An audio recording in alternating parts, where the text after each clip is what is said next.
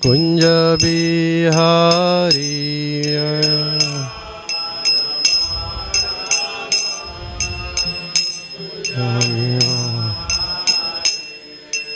Gopijana Vallabha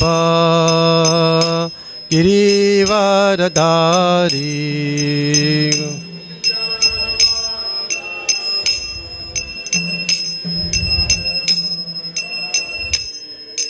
Yashoda Nandana Brajajana Ranjana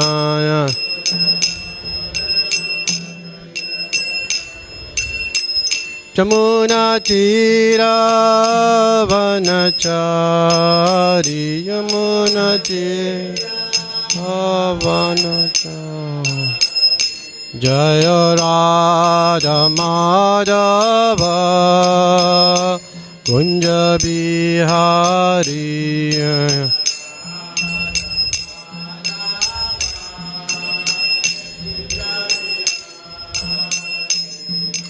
Gopijana Vallabha Girivardhari Vallabha Girivardhari Yashoda Nandana Brajajana Ranjanaya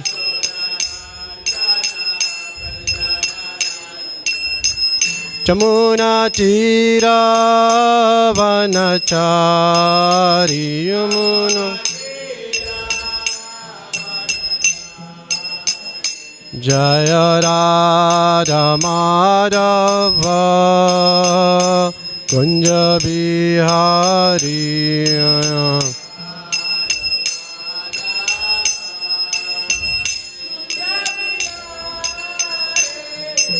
Gopijana Vallabha Girivaradari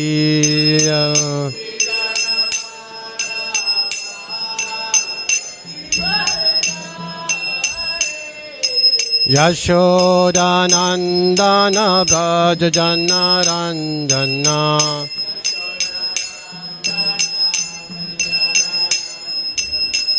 Jamuna Tira Vanachari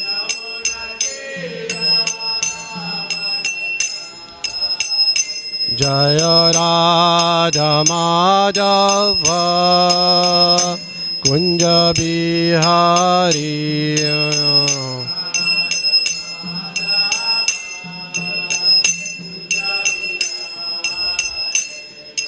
Gopijana Vallabha Girivardhari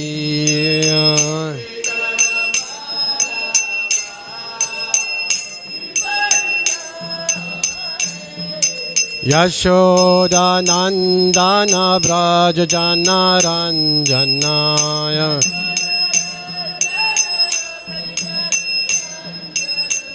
Jamuna Tira Vanachari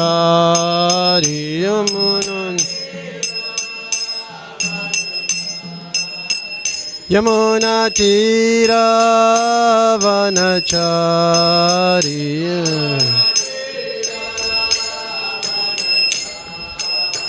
Yamuna Tira Vanachari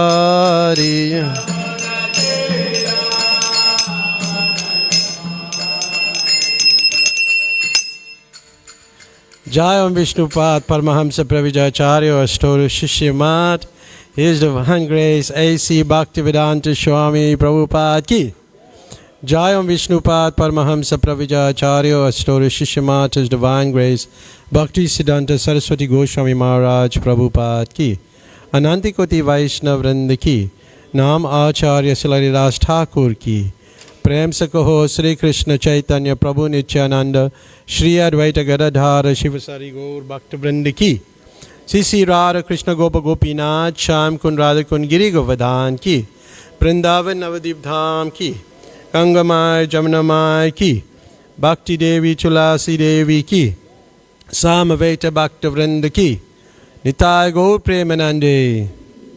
All glories to the assembled devotees. All glories to the assembled devotees. All glories to the assembled devotees. All glories to Shri Guru and Shri Gauranga. All glories to Srila Prabhupada. Srila Prabhupada ki.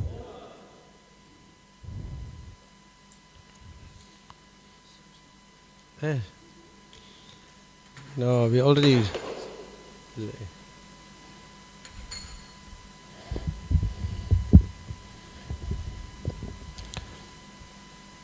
Hare Krishna. Om Namo Bhagavate Vasudevaya.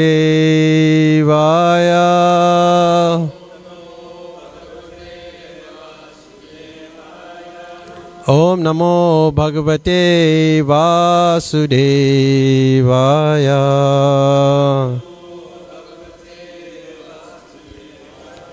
Om Namo Bhagavate Vasudevaya.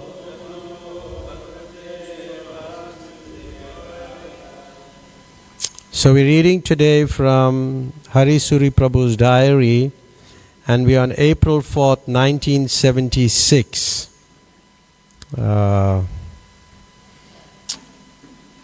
I'll paraphrase a lot, because if you read, and I'll read certain parts of the, and I will give certain, we will speak about other pastimes which Prabhupada had, which is relevant to what is being discussed today, or what's mentioned in this particular chapter. So it was a morning walk, and Prabhupada would normally take his morning walks, and they passed a small temple of Katyayani. And Katyayani is actually the goddess Durga. And Prabhupada is explaining how you can worship Durga in order to gain admittance to Krishna's pastime. So therefore her deity is prevalent in Vrindavan. And then he offered his respects, and he quoted the verse from Brahma Samhita, chapter 5, text 44, which says that Durga is like the shadow potency of Radharani. The shadow potency of Radharani. So, the worship of Durga, and generally, many Indian people in South Africa and in Bengal more especially, where Prabhupada comes from, the worship of Durga and Kali is worship. They worshipped very extensively, or many people worship them, because for some material wealth and material power, people worship Durga, and then one might come to the conclusion that why should we worship Durga? Why do they worship Durga? And we may become critical towards them, and we have to be cautious that we don't do that, because there's different understanding. Like from this, what Prabhupada was saying, that one can gain entrance into into Krishna's pastimes. And there in the Devi Purana, in the Puranas, there are 18 Puranas, and the mode of goodness, passion, and ignorance, 6 of each. So this may fall in the mode of more like ignorance, where one can eat meat. But the eating of meat is done by this sacrifice done to Kali. But this is not meant for high class Brahmins. This is meant for like third class people. Now the question is, this is in the scripture, and because they're accepting some authority, there's some purification in the process. Therefore, authority is important. To accept an authority, even in our own environment, work environment, spiritual environment, there's an authority. So in this way, the Puranas are the authority. So somebody is recommended to worship Lord Shiva, somebody Kali, Durga, Saraswati, like that. But Narada Muni, he chastised his disciple. You have done wrong. Why have you recommended all these things in the Srimad Bhagavatam to Vyasadeva? Why have you done this? So people will take that as authority and they will be engaged in worshipping the devatas. But at the same time, you can't criticize, otherwise you'll be criticizing the devotee, Vyasadeva. So if you criticize the devotee Vyasadeva, then you can be in a little bit of hot water or trouble, and it can affect your bhakti, your devotion. So therefore, we have to be very, very careful. And there was one case with Dr. Patel. This is a picture of there, right, in the Dr. Patel, that end where Giriraj Swami is. That Dr. Patel was raising some of these issues, and he said, well, it's wrong, meat eating is wrong, but then Prabhupada is saying, but it's in the Vedas, it's in the scriptures. So there's a method of taking meat and consumption of meat, and that's there. But we don't, preach that so much. We try to induce the people to become more spiritual and give up meat eating. Okay? So then Srila Prabhupada went into a yajna, and he was wearing fragrant rose garlands, and he sat in the temple courtyard, and one devotee, Pushta Krishna, he came to South Africa, the 75, 70, I think it was 75, 70, yeah. And he was holding all those japa beads, and Harisuri Prabhu was holding an umbrella because there was a hot sun.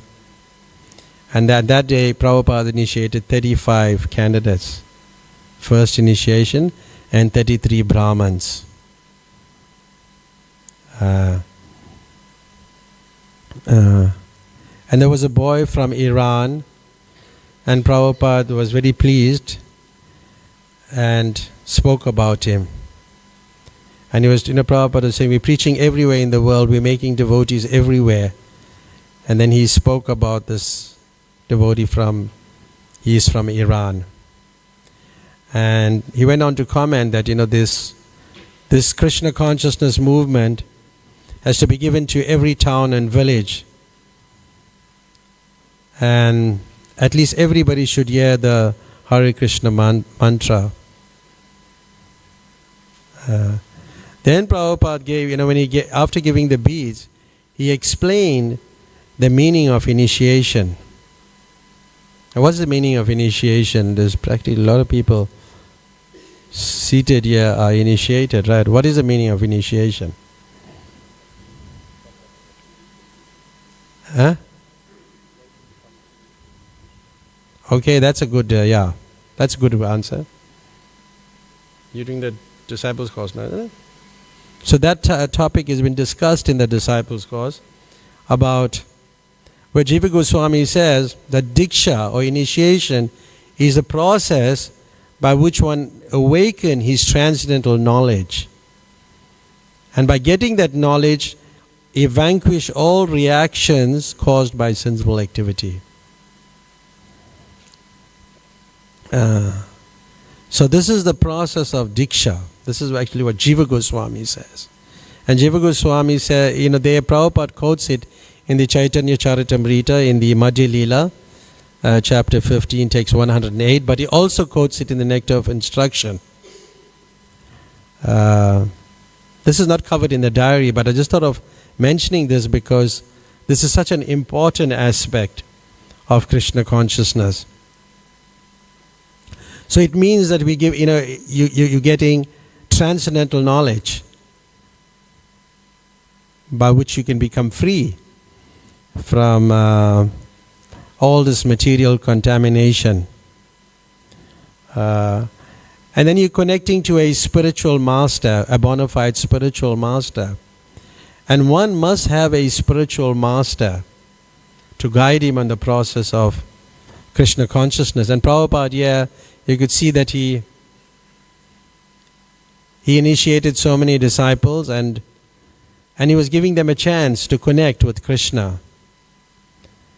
There's different, instruction, but the Nectar of Devotion says, unless one is properly initiated, one's devotional service are useless. And one can descend again into the animal species. But the main thing is that you have to engage in devotional service, and it may take you a while to get initiated, but long as you're doing it under some authority and some guidance, the benefits is surely there. But one must take seriously to the process of taking that step.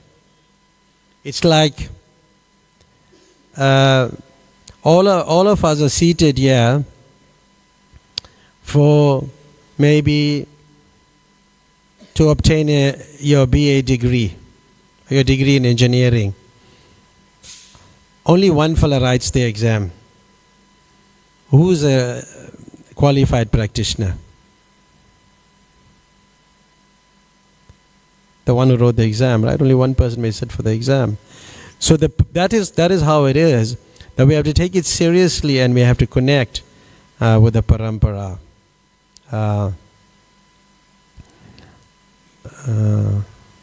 There's so many, the purpose of initiation, where the spiritual master gives you the Maha Mantra. So he awakens that, your original consciousness. And the initiation process brings you closer to the spiritual master. So all these things we are meant to do. And the spiritual master, that's his function, is to teach the disciple. That's his duty. That's his responsibility. Just like in the morning we pray we sing the Guru Vastikam. That is to your spiritual master.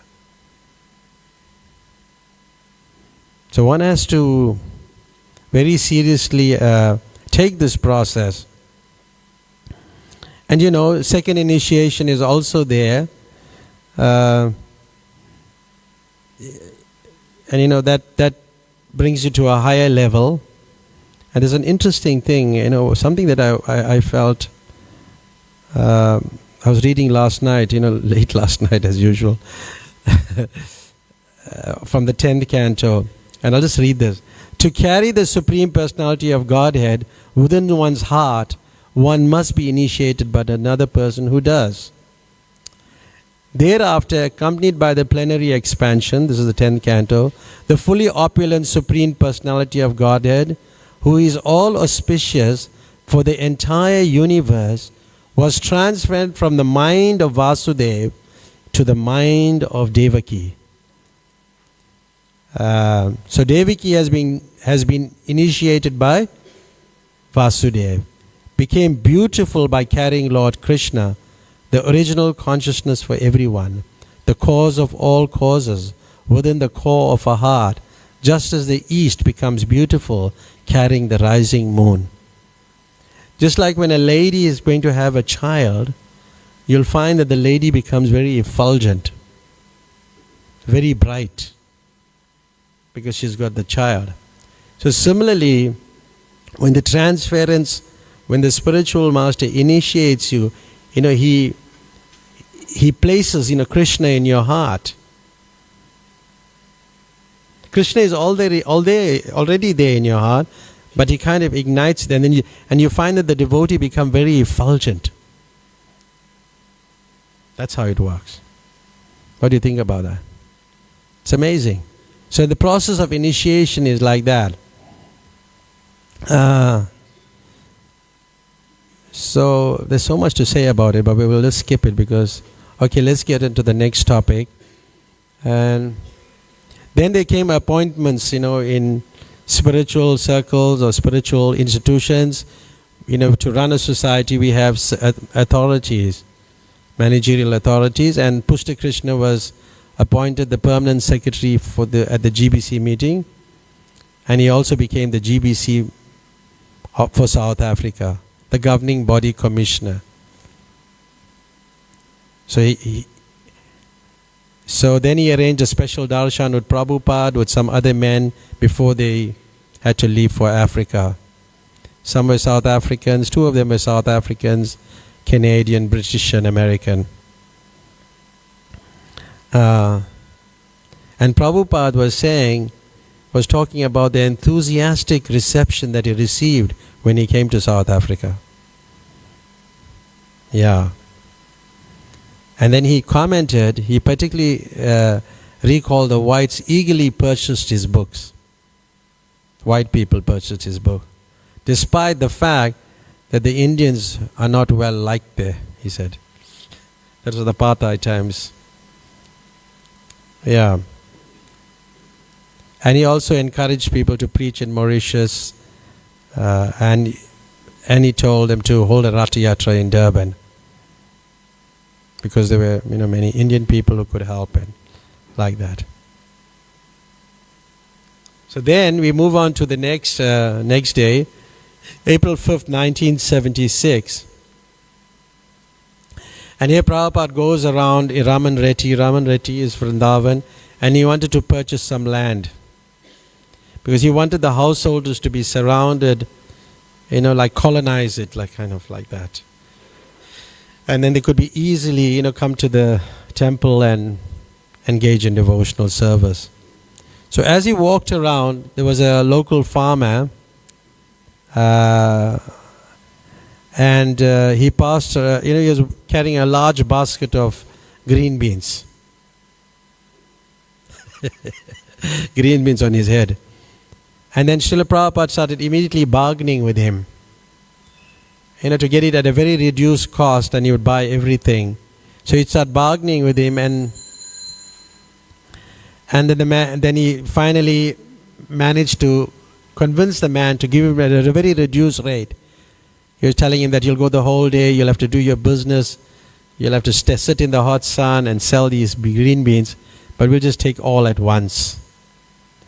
And then one of Prabhupada's disciple commented that, you managed to get a good bargain. And then Prabhupada was telling that how he learned this from his childhood. His father will, go to the marketplace and bring a whole basket of things. And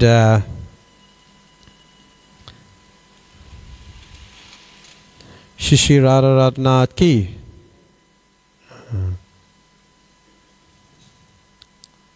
So,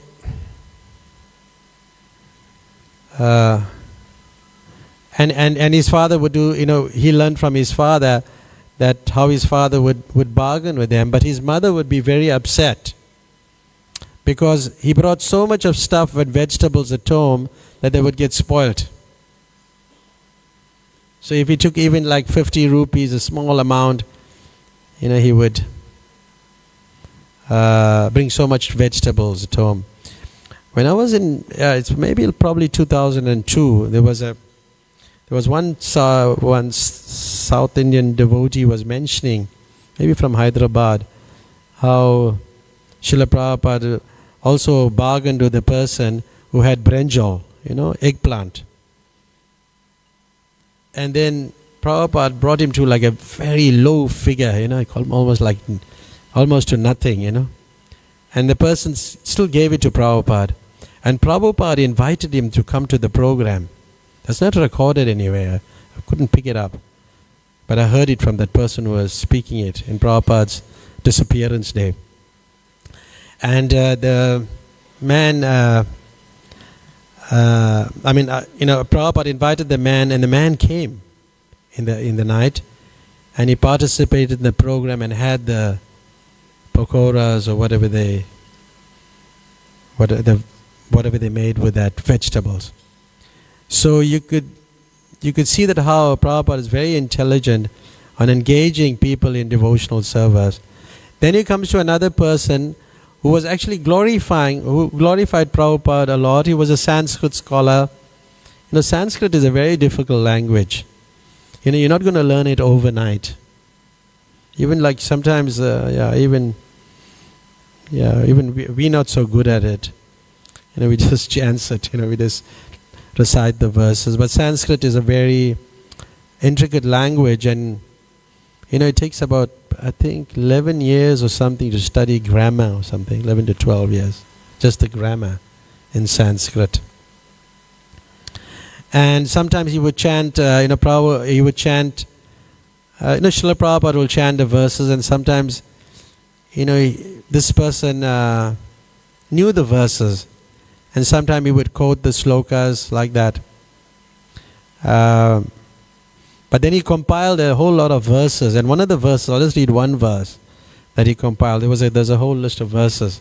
But the one verse, he says, in the most holy land of Vrindavan, in Raman Reti at the lotus feet of Sri Krishna Balaram, you are preaching the topmost knowledge of the Supreme Personality of Godhead, Lord Krishna, who is the fountainhead of religion, O Master of the senses, O my Lord Srila Prabhupada, let me offer my humble obeisances to you. So this person is offering his obeisance, Anantaram Shastri, and he compiled this verse. And after he explained this verse, this meaning, then tears began to stream down his eyes.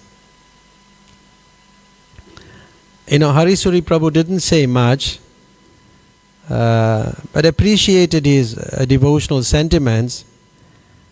But the display of his emotion of crying or tears made him very uncomfortable. He was basically he felt that the person was trying to impress him, but he was not on that level. Because you have to be. It's a spontaneous act where somebody cries or tears fall down his eyes when he is coming in contact with sadhus and the scriptures. So there was one devotee, his name was Sudama. This is in the Srila Prabhupada memories. And this Sudama was taking rasagula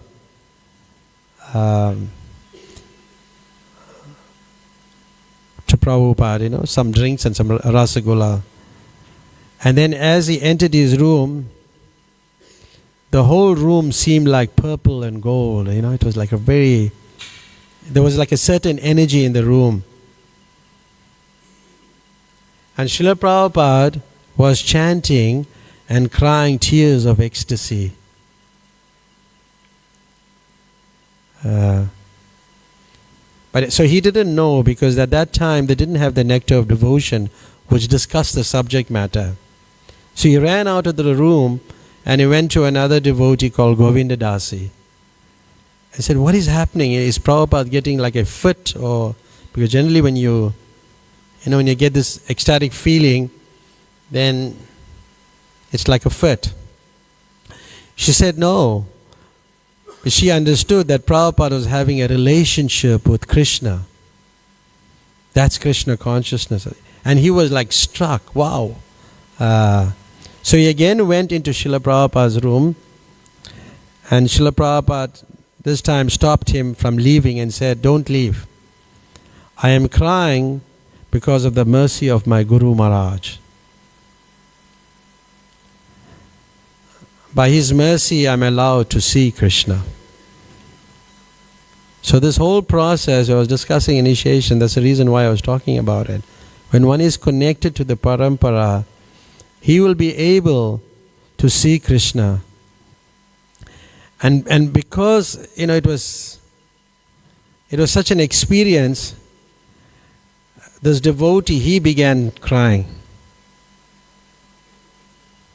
And then Prabhupada asked him, why are you crying? And he says, because you're so powerful and merciful, I have never met a soul like you. Then he said, that is Krishna's arrangement, that you met him. So to meet a pure devotee, he can give you this mercy, and you can have this experience Generally when somebody is crying, and if it's like cold tears, then you can know it's out of jubilation, out of happiness. But if it's warm, then it's out of anger. So the Sudama had other experiences where him and many devotees also entered Prabhupada's room, and there was, Prabhupada was sitting at a desk, and he was, they all offered obeisances, and Srila Prabhupada was crying. And then one devotee said, "All glory is to you, Swamiji," and they all started crying. So it's very like contagious. So by a pure devotee's mystic power, even neophytes are allowed to experience this. I'm making this point because that devotee, Anantaram Shastri, probably didn't have that. So the devotees didn't know, no idea why he was crying, and they fell down. When they fell down and offered obeisances, then Srila Prabhupada said, "Why are you crying?" And they said, "We are crying because you're so merciful."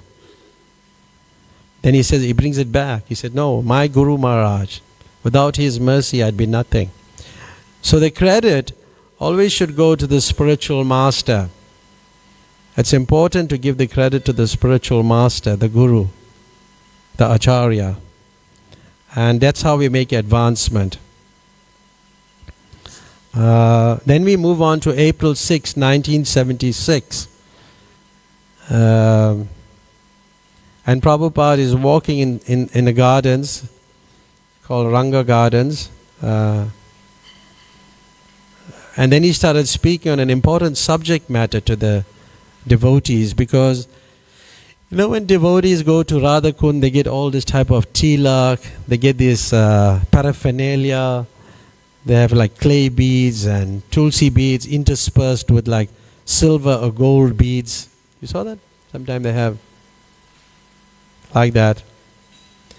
And sacred items like threads from the deities, which they wrap around their wrists.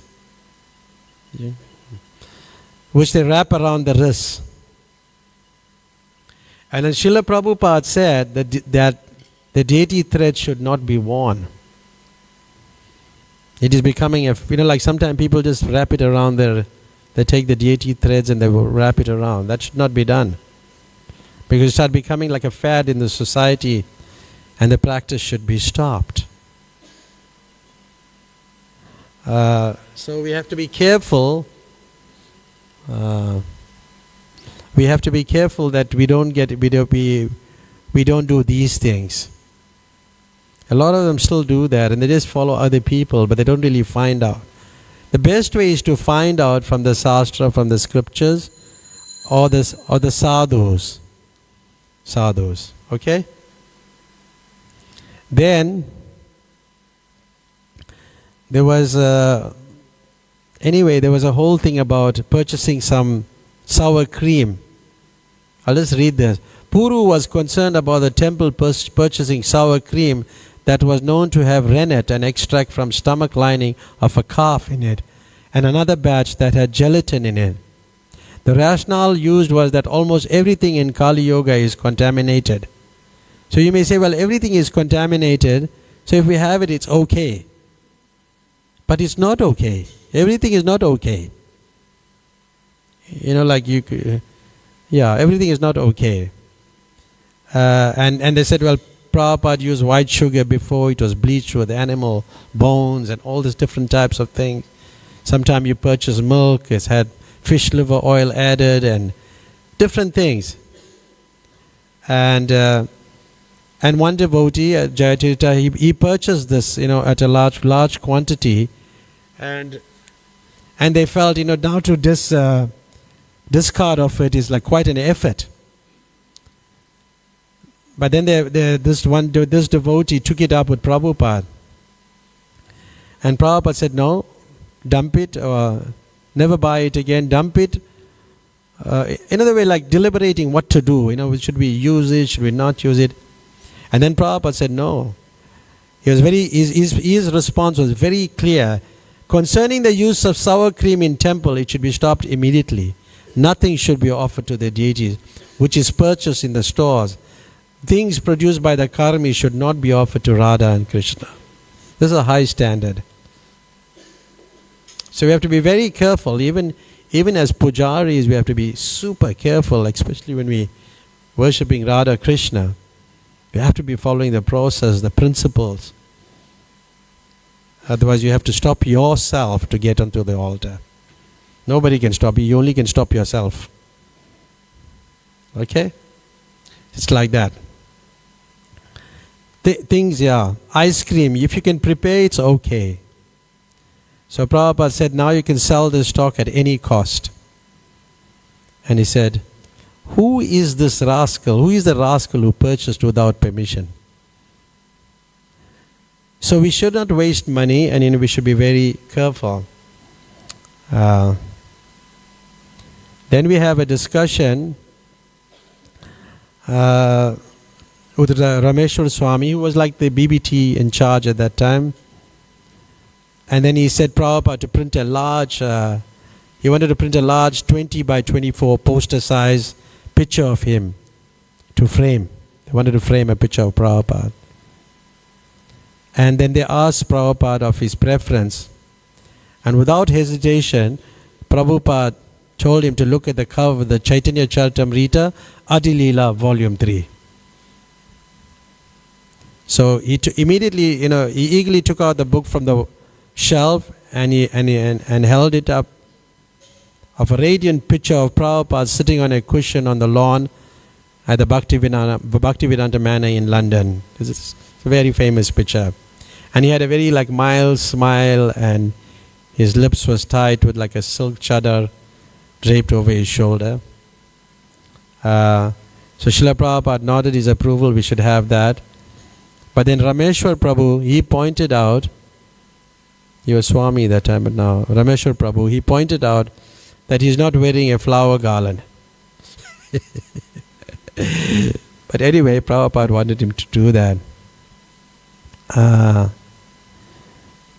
So this photograph, there's many pastimes about photographs with Prabhupada. There's so many, but I could just say one or two of them quickly. At one time, one devotee saw Srila Prabhupada on an altar in a hotel room. It was a photograph that one of the devotees from London, who went to London, Guru Das Prabhu, and Prabhupada has a very sober expression.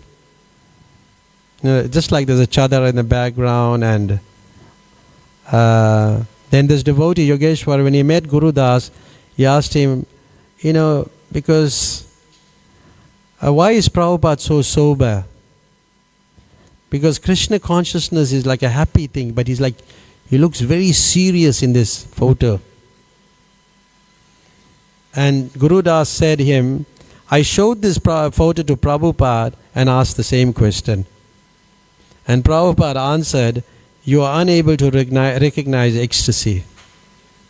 That was a very ecstatic moment for him. You know why it was an ecstatic moment for him? Because it actually, another devotee went in 1967 when he went to the temple, Upendra. When he went to the temple, he saw a picture, the same picture, and this was Prabhupada's passport picture. So it's a picture from his passport, and he said it was so, serious. And he said that was his most ecstatic moment, because he was fulfilling Bhaktisiddhanta's instruction to travel to the English-speaking world to give this message of Krishna consciousness. That was most ecstatic moment. Quite interesting. Yeah, quite interesting. So then we move on to April 7, 1976. Prabhupada drove into the outskirts of Vrindavan village.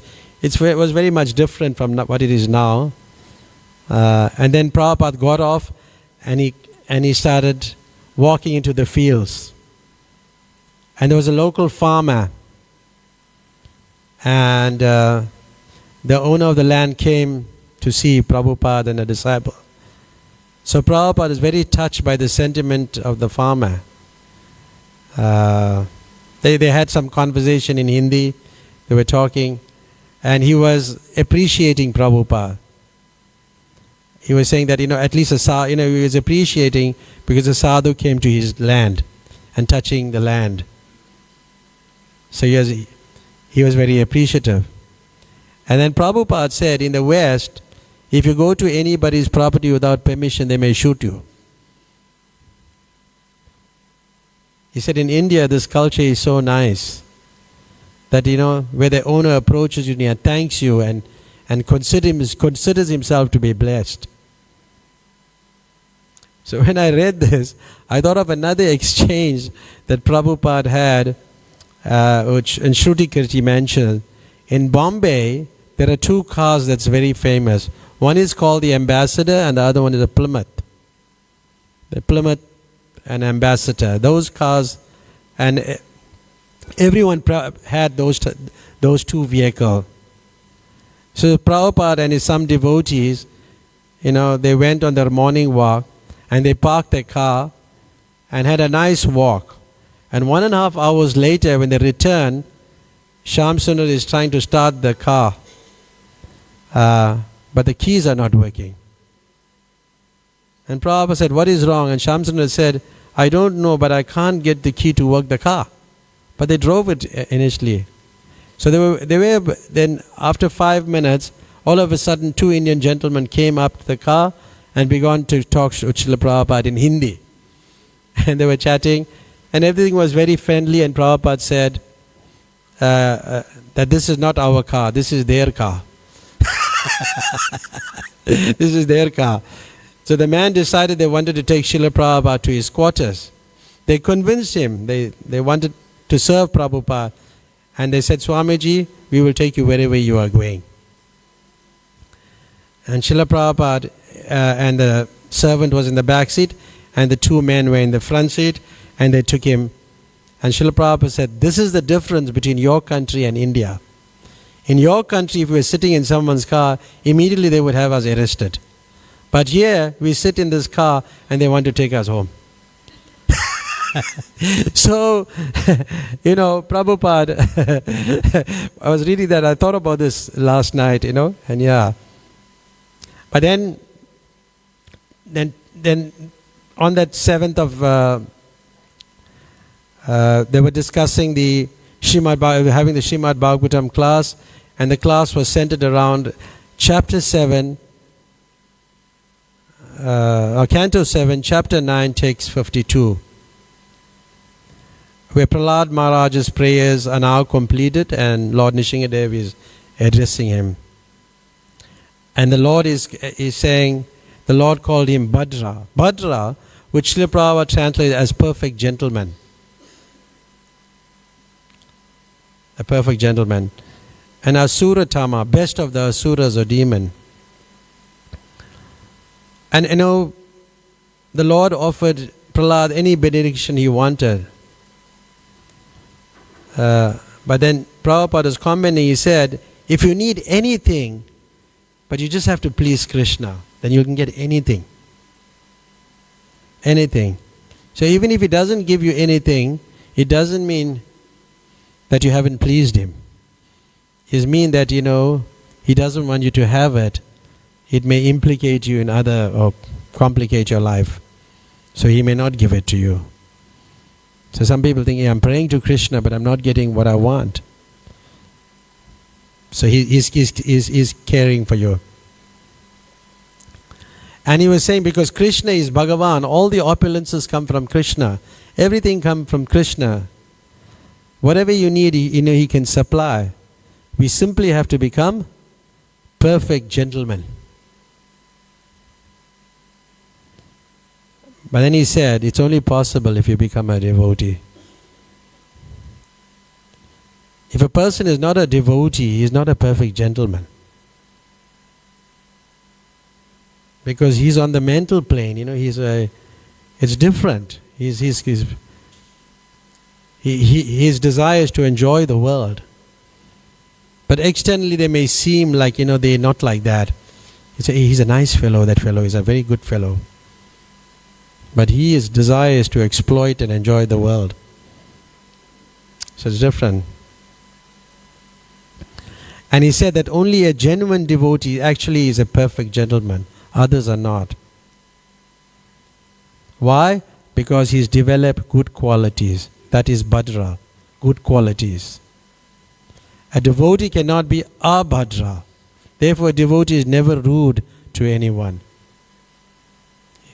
This is the qualities a devotee has. And Prabhupada cites an example of Rupa Goswami.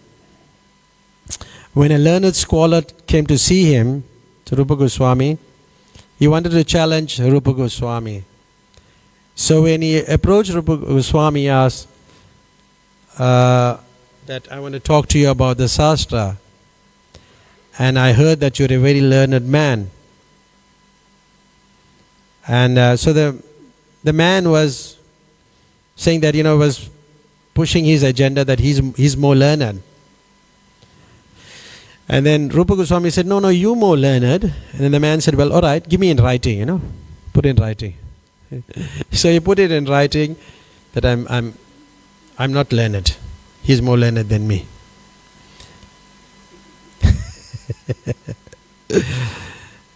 So, Rupa Goswami was like defeated like that. But Jiva Goswami was standing aside and he said, what is in that paper? And he said, your uncle has written there that he is not learned. I am learned. All right, talk to me, and talk to me. And Jiva Goswami is like a absolutely extremely knowledgeable person.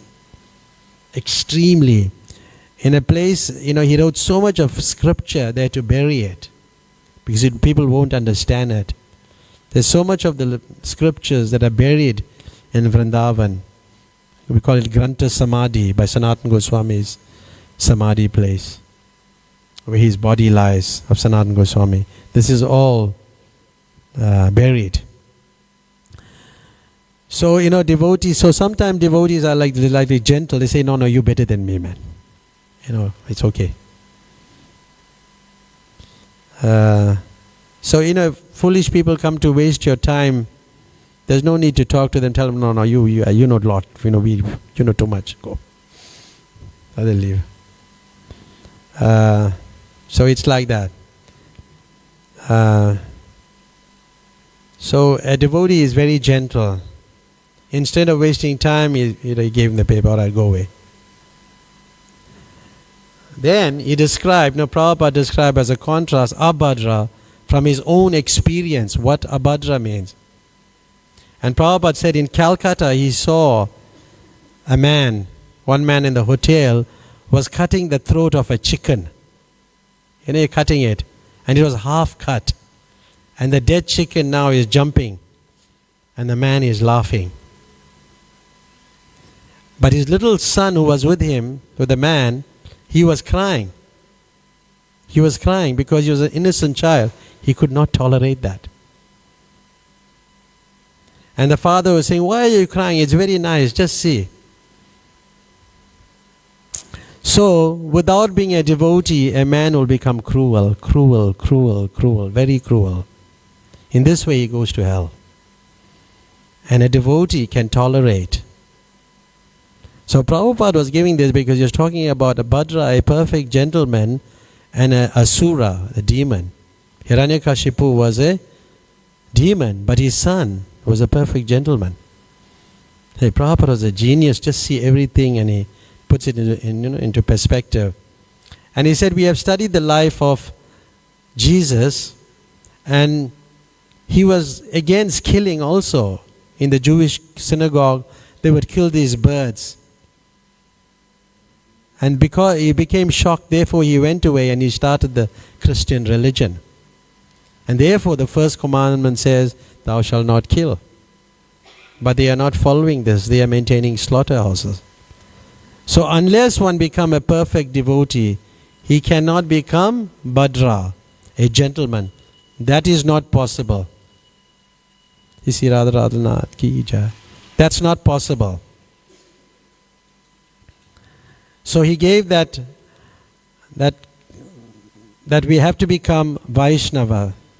And when we become Vaishnavas, then we become purified, and then we can please Krishna, and we can go back home, back to Godhead. Hare Krishna. I'm 8:28. My timing is always... Yes, so any questions or comments? Give him a microphone. Comfort. Comfort was serving prasadam at the campus. He was so enlivened. He was just like, it was like another energy. And then he got into the room where we were having our program. He started chanting like anything. He was leading the kirtan. It was wonderful. How did you feel?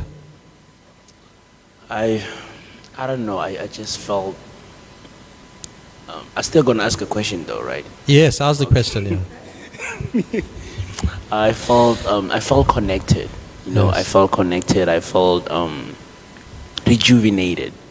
It was a different experience for me to do that for people, to preach for them, and to, you know, tell them to get free food, and, you know, it was a whole other experience for me. So I think I would like to do it more and more. Okay, good. So, Your question? Anyways, so all of us, we don't remember our past lives, right? Or at least that's what I think. So, which means we don't remember all the bad stuff we did in our past lives, and we suffer for that, like all the bad stuff through karma, right? I understand that. So, suppose it's like I own a bank, like a lot of money, and somehow You own a bank? yeah, like I own a bank, a lot of money. Oh, you owe in the bank a lot of money. I owe. You're a debtor, yeah, right, carry on. Yeah. So I owe a bank a lot of money, and somehow I get an accident and lose all my memories, like an amnesia or something, right? Of course, the bank is not gonna be like, oh, he lost his memories, how about we just don't make him pay all the money? Of course they're gonna want me to pay. But would you say that it's fair for Krishna to make us suffer for all the bad stuff we did in our past lives that we don't remember? Wouldn't it be better if we suffered for the bad stuff we are doing in this lifetime, rather than to suffer for the things we don't even know how we did them? Well, you know, you may not know what you have done in the past, but the super soul is there to remind you. See, everything comes from the super soul. Sarvasya cham hidi sanavishtu matasmitir jnanam apanam cha. I am seated in everyone's heart. So you may forget the past, but he knows the past. So why do we have to go through that suffering? So, you know, you're only thinking, you see, when you think of in terms of lifetime, then you're understanding that the soul is not eternal. Our understanding that the spirit is eternal. And, you know, like in the Bhagavad Gita, Krishna says, he talks about how that famous verse, so with the soul there's neither birth nor death at any time. He has not come into being, will not come into being. He is unborn, eternal, ever existing and primeval. He is not slain when the body is slain. So when it's finished, you know, the soul is going in its next journey in another body. But the soul is unborn, it's eternal, it's ever existing. So you were just looking at, that's your past life, you know, you're looking at life. But we should have looked at it, yes, I've done something in the past, why am I suffering now? Because I'm subjected to this thing from a very young age. There must be something something has happened in the past. So I have to do something about it. Like say, for example, you know, people are born blind. You know? And, you know, interestingly enough, you know, we got the Bhagavad Gita now, that Braille, you know, where they can read it. And we went to this, I brought the Bhagavad Gita from India. It's a huge, like 10, 12 books. There's one book of the Bhagavad Gita in a box over 20 kilos. And then when I was addressing them, I told them that, you know, in your past you have done something that has caused you to do, you know, to come to this situation. And they said, yes, that's true, because we're suffering in this situation. in a blind society. And then they accepted that there must be something. And but then they don't know how to get out of it. How to come out of it is that you have to surrender. There must be some sort of surrender from your side. And then they were all chanting Hare Krishna, and then one lady started, gave her the book, and then she started reading just by touch. But I told them that Krishna is giving you this touch, this skill.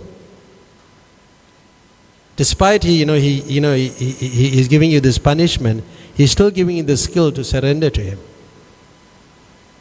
And the lady could just read the whole thing like that. Just reading the Bhagavad Gita. So although you may feel, why should you suffer? It's like even in any material situation, that there must be some remorse for what you do, some repentance. Like even devotees, when they do something wrong, they should be sanctioned. And when they sanction, then they become remorseful also. And then they won't do it again. So it's in the material world, you're going to do a lot of wrong things.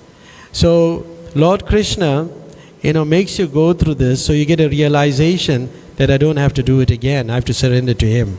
So He's bringing you in the sense that He's bringing you closer to Him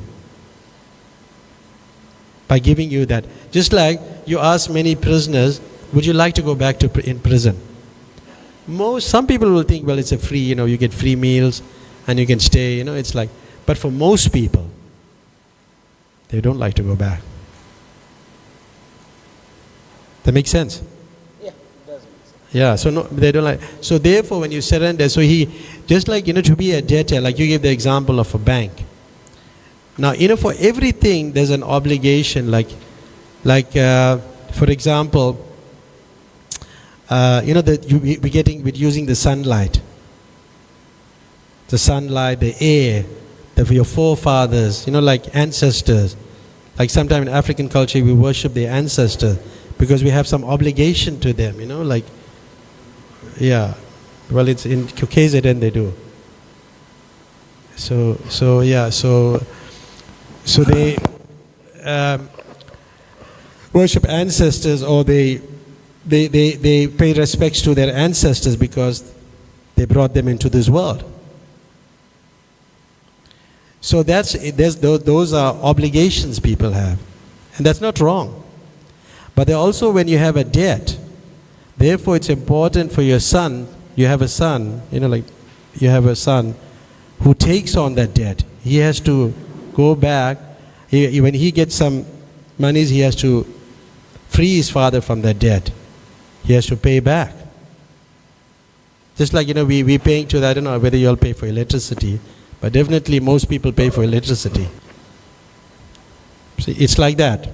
So in order to redeem that debt, we have to, those obligations, we don't get away from it. And therefore they have this system that if somebody gets insolvent, and when they get insolvent, whatever is left, they will divide it amongst all those people that the person was owing. Is that true? That's how it works. That's according to Prabhupada. Okay. Okay, thank you.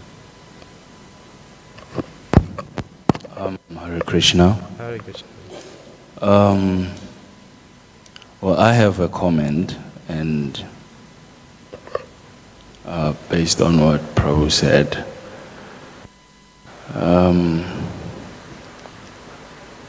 we don't worship ancestors. You don't, yeah. No, we don't worship ancestors. You spoke something about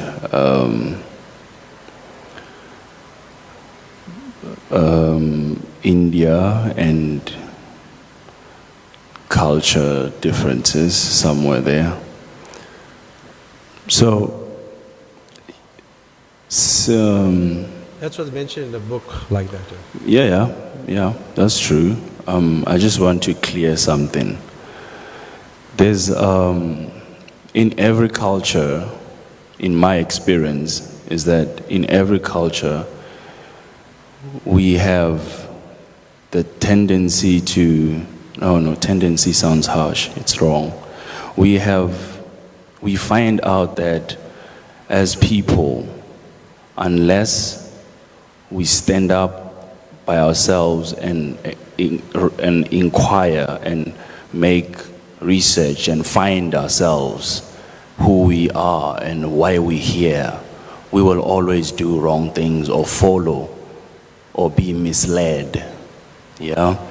So similarly, on that same contrary, I want to add about the ancestral worships and the demigods worship.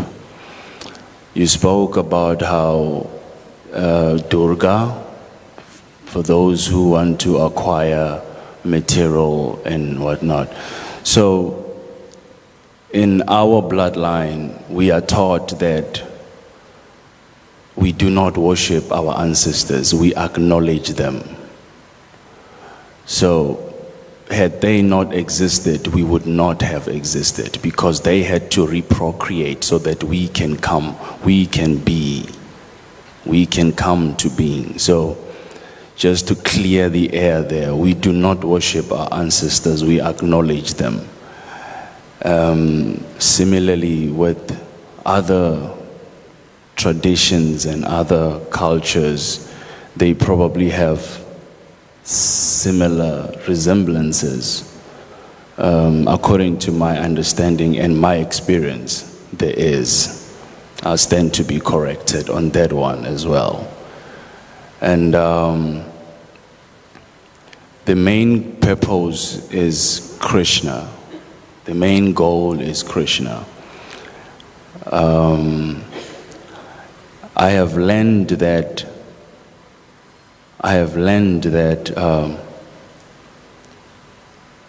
when one forgets his path, then one becomes easily distracted by what is not. And that is dangerous. So what I'm saying is that